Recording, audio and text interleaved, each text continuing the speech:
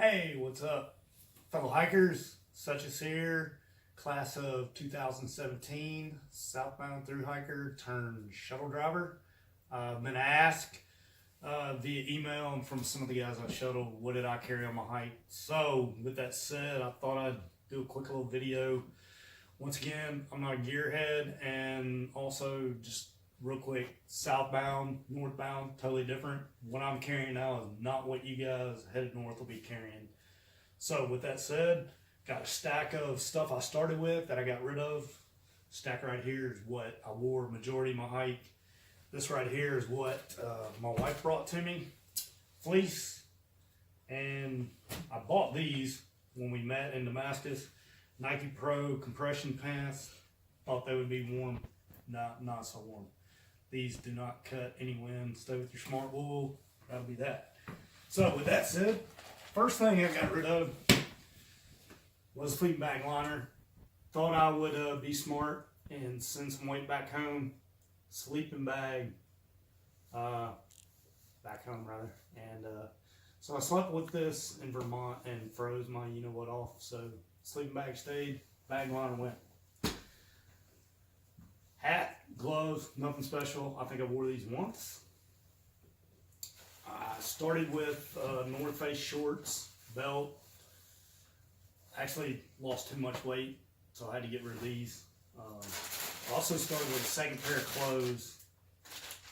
Added weight, didn't need it. Had it to do over again. One pair of clothes is all you really need. And then I started with OR rain pants. When I bought them, I didn't think they were going to be that durable. They were lightweight. I thought they'd be a little cooler. They were not. Had my AKA duct tape through hiker patch on them. Main destroyed them, and then essentially it got warm, and I really kept them around because of cold weather. And when it got warmer, I got rid of them. Start with the boots. Yes, I was the weird guy in the boots. Started in the mids, the Hoka mids. Great boots, very comfortable, but just not durable at all. Whatever material they put on the top of the boot disintegrates within the first 180, 200 miles. So I ended up getting 500 miles out of them, but that was just because of duct tape, by the way. So my wife sent these to me in Bennington, Vermont. The Hoka highs, they were great. They lasted me 1,200 miles until Damascus. Then I switched back over to the mids to finish my hike. One thing, Hoka, if you're listening, which you're probably not, if you take the sole of the mid and the material of the, I guess, tall, you'll have the perfect hiking boot.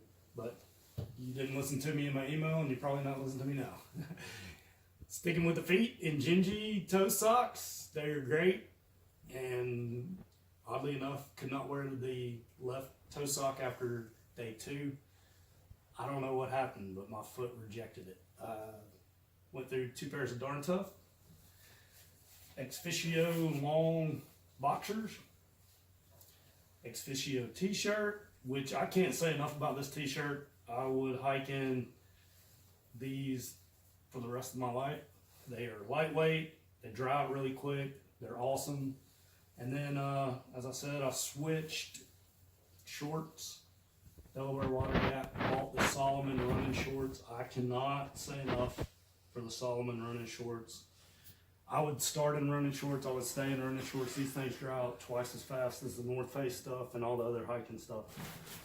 Merrimont rain jacket. Kept it the entire time, basically for warmth. And then, last but not least, the Go Balls Tennessee hat that I wore my entire hike. Staying outside the pack, Lucky trekking poles. Went through a cheap pair in the 100 mile. Bought these in Monson from Poet at Shaw's. You see I'm pretty tough on them. I will say this about Lucky. Lucky goes out of their way to help you. They're awesome company, very customer oriented. Ask them to send me the bottom sections that are bent. They sent me the bottoms and the mid. Problem is, these things are seized and I do not know how to open them. So anybody got any suggestions, I'm open. please let me know, because if not, I'm gonna have to get rid of them. There's no sense in keeping them. So, with that said, we'll go to my pack. And that is a Exos 48 liter Osprey. And love the pack, extremely comfortable. One of the aspects of it is this little expandable pouch here on the front, or AKA beer holder from town. That's what I call it. It's really good. You can get all kinds of extra stuff in there. I carried trash. Also carried camp shoes, which are not in this photo because I've lost them. And had the must-have if you're starting a southbound through hike, especially May, June, possibly in July. Old head net for the bugs. Mosquitoes are horrible in the 100-mile wilderness, southbounders, and you get a chance, you might want to consider buying the bug suit for about 40 bucks if you're an anti-DEET guy like me. So, one of the other things I got rid of, Hygiene. Yeah, it's a little heavier than the smart water bottles, for sure. It's also got to be washed, and didn't really think that one over. So, switched to, basically everybody carried close to 2 liters. Didn't matter which water bottle, Gatorade bottle, whatever. That's pretty much what everybody I hiked with had. On the back, got the Spot Gen 3. My wife was adamant that I have this. Didn't really want to buy it. Happy that I did. This brought everybody in on my hike. Family, friends, old friends that I hadn't talked to in a while. We all kind of came together when they found out I was hiking. So basically they got the link and follow me. I had it set to ping every hour. Also had a little SOS button in case anything happened. The Garmin's better. I understand it's also more expensive. I went with that. Sticking in the front. Other little piece of technology I had was the old camera. Point and click. Took about 1,000 pictures. I had one suggestion that I would highly recommend to you guys. Take pictures of people. Did not take enough pictures of the hikers I was with. So, just a suggestion. One of the aspects of this pack also is the brain. A lot of people will send the brain back home halfway in their hike to lighten it up. I kept it the entire time. So, this is where I would keep snacks, anything I needed to get to. So, let's see. Oh, keeping up with technology. If you call what I had on my trip technology. Had the flip phone. Yes, I had a flip phone. Was only one of 2 people that had a flip phone that I met on the trail. And the other guy, yes, his trail name was flip phone. Yes, I've graduated a smartphone, which is recording this video right now. The other out-of-date technology I had was the Zoom player for my music. Had the old pocket knife. Pencil headlamp. Nothing special there. And the Sawyer, the bigger Sawyer filter. Had the mini before I even did my thru hike on some of the section hikes I did before that, and it was awful. I was totally impatient with it. I did keep the mini in the hip belt just in case something happened. One good thing about Sawyer is they will give you replacement gaskets, so I suggest anybody hiking with a Sawyer, get a couple of these, keep in your pack. They don't weigh anything. Especially if you use them on smart water bottles, you will end up busting one of those gaskets.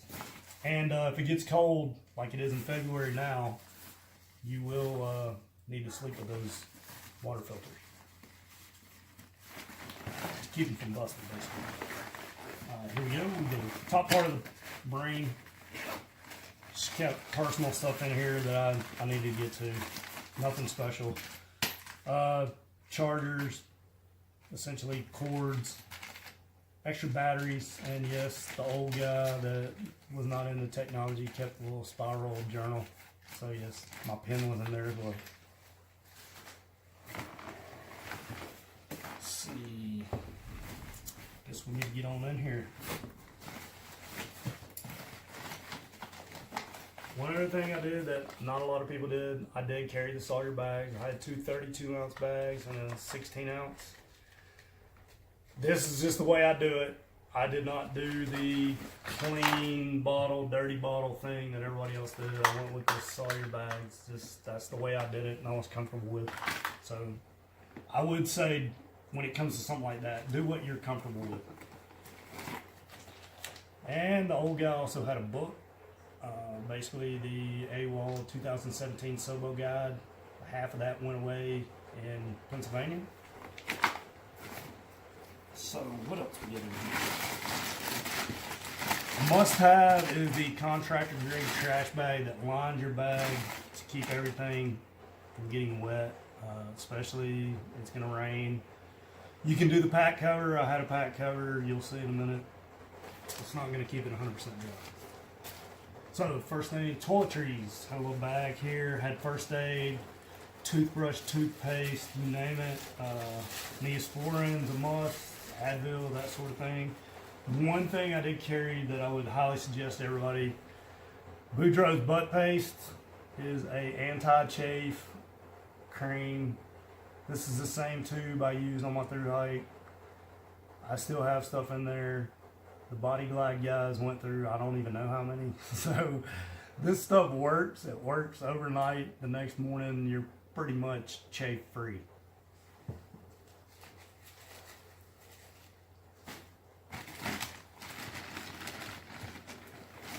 And yes, this is the pack cover I carried the entire time that I just pretty much told you. It's not going to keep your pack dry. You really don't need it. I could have saved a few ounces here and not carried it. I did carry a towel, Sea to Summit tech towel. I like to wash off at night, and this was great. Allowed you to dry your legs, arms, everything, and before you put your sleeping clothes on. It's optional, I get it. Carried a pillow. Gave this to my wife in Damascus. Don't really know why I carried it after it got a hole in it in New York, but I did. Carried a stove. Had a little bit larger titanium pot than most. It'll hold a little over 2 cups in it. Had my rag, kind of cleaned it out. Also carried a pot holder my daughter made for me. Essentially the way my cup or pot sits on the stove, the handle would get hot. So I used a pot holder for that. Stove was nothing fancy. I think I bought it at Walmart. It's a Promise. Really cheap. And kept my lighter with my stove.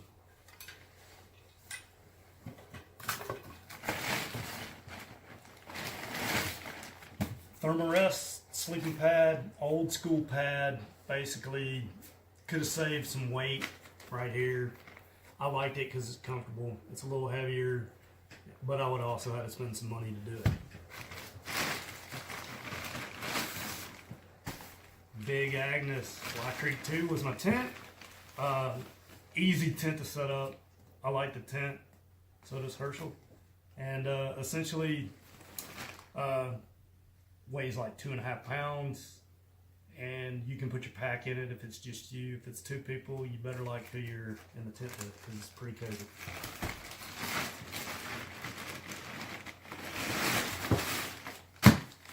Here was sleeping bag, sleeping clothes. I kept in the Sea to Summit small event waterproof compression bag.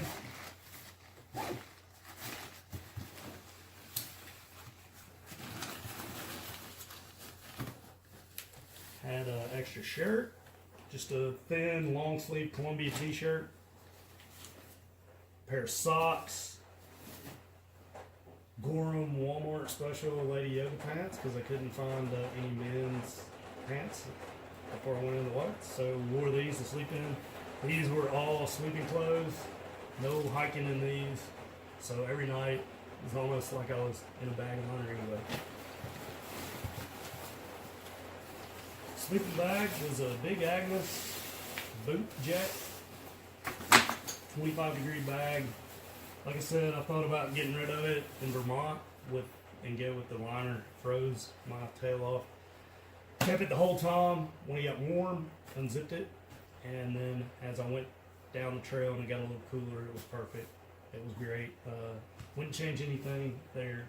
I think pack, tent, sleeping pad, sleeping bag, just under 10 pounds. I think if you're there, the big four, somewhere in there, I think you're really close to having a 25, 27 pound pack, somewhere in there.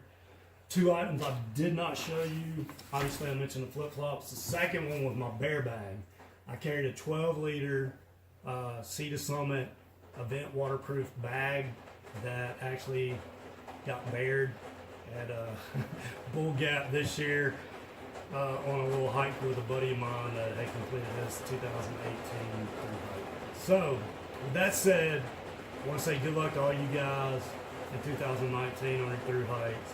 If you liked the video, please subscribe. Check out my other videos. As I said, I'm a shuttle guy now. I do film the people that I shuttle around the trail and try to put that out there to give you guys just a hint of what people are out there doing and what they're all about. So anyhow, thank you guys and happy trails.